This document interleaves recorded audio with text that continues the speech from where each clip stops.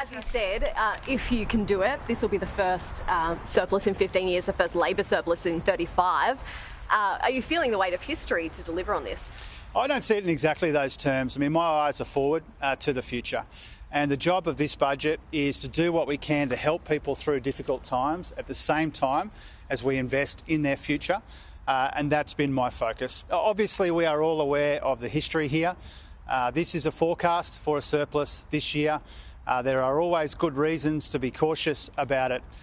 We will know for sure in a couple of months' time. But what we already know is that the much, much stronger budget position that I will release tonight would not be possible if we'd copied the approach of our predecessors or if we hadn't imposed on the budget the sort of discipline that makes it possible for us from that stronger foundation to look after people in the here and now at the same time as we invest in their opportunities into the future. How much will you be looking after people on JobSeeker, and will it be an across-the-board rise for all recipients? Well, you'll see tonight what we propose to do to help the most vulnerable people in our society.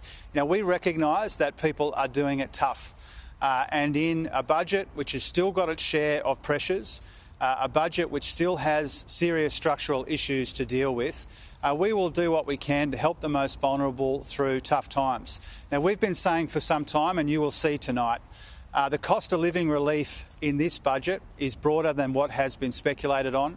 It has a number of elements. It won't all be limited by age or by other distinctions. There will be help for the most vulnerable, but also for Middle Australia as we get through these difficult times together and lay the foundations for a much better future. Treasurer, talk about helping the vulnerable. Your cost of living package... Can you start again, please? Sorry, you talk about helping the vulnerable. Your cost of living package will cost $14 billion over 4 years. Stage 3 tax cuts, which come in next year, will cost upwards of $20 billion a year.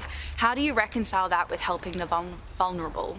Well, we'll be helping the vulnerable this year in this budget.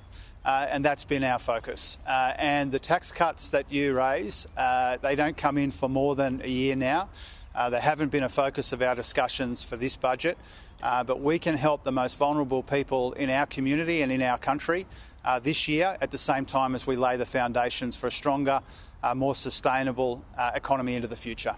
Angus Taylor says anyone could have delivered a surplus on this budget, and he challenges you and says the real test will be whether the budget can deal with inflation and whether it's sustainable and not a one-off. What do you say to that? Well, Angus Taylor's argument appears to be that anybody could deliver a surplus except for the Liberals in office. You know, they had 9 cracks at this and went none for 9. They promised a surplus in their first year and every year thereafter and didn't deliver a single one. Now, Angus Taylor is not a serious person. He's not making a serious contribution, and that's why nobody takes him seriously. Mark. We'll go Mark and then here. Sorry, Treasurer, Matt Canavan brought a lump of coal in this morning and said that your surplus is all due to coal prices. Is it? No, of course not. You know, obviously the resources sector is making an important contribution to the budget, but not the biggest contribution. About 1/5 of the upward revision to revenue comes from higher commodity prices. Twice that, double that, comes from a much stronger labour market and the fact that after a decade of wage stagnation, we're seeing the welcome beginnings of wages growth, and that's made a much bigger contribution to the improvement here. Now, the improvement in the budget is one thing. What you do with it also matters. We are banking 87% of the upward revisions to revenue over 2 budgets. Without that discipline, without that approach to responsible economic management, we wouldn't be anywhere near the much stronger outcomes that we're publishing tonight. Treasurer, what can we expect for the people of northern New South Wales? Well, we have been there for the people of northern New South Wales in the same way that the people of northern New South Wales have been there for each other. I work closely with Minister Murray Watt. I've been throughout the area myself as they recover from those devastating natural disasters. And so when it comes to providing relief and when it comes to rebuilding communities, the people of northern New South Wales have been front and centre. You haven't come this morning with a back in black mug. Can you just explain how short-lived this surplus will be? Well, we've made it clear for some time that this welcome near-term improvement, which is a consequence of our responsible economic management, becomes, in the medium term, a much more difficult situation as the structural pressures on the budget intensify rather than ease.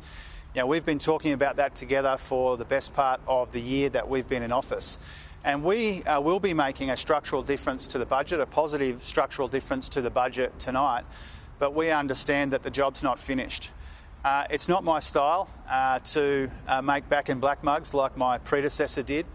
I thought that was humiliating for the Liberals and Nationals, frankly. I'm taking a much more cautious approach, a much more conservative approach. There are good reasons for that.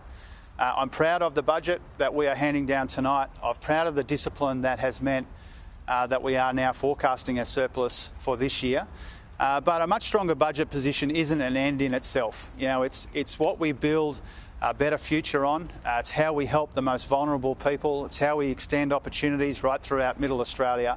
So I don't see it as an end in itself. I see it as an important thing that we've been able to publish tonight. But it's not the only thing. It's not the only part of our agenda. Might take one more if you've got it, then I'm done. Some economists are warning that the cost of living package, the extra $15 billion splashing into the economy, will be inflationary. How do you prevent this having a negative impact on the economy? Well, our budget is carefully designed and carefully calibrated to address cost of living pressures in our economy rather than add to them. And if you think, for example, about our energy bill relief, that will take the pressure off prices.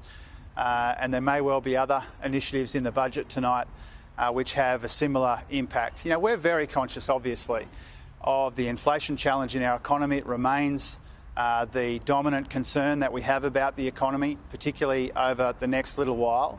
And so what we've done is we've put together a cost of living package which recognises that people are doing it tough, but which doesn't make the inflation problem in our economy worse. I look forward to talking with you about all of that tonight. Thanks so much.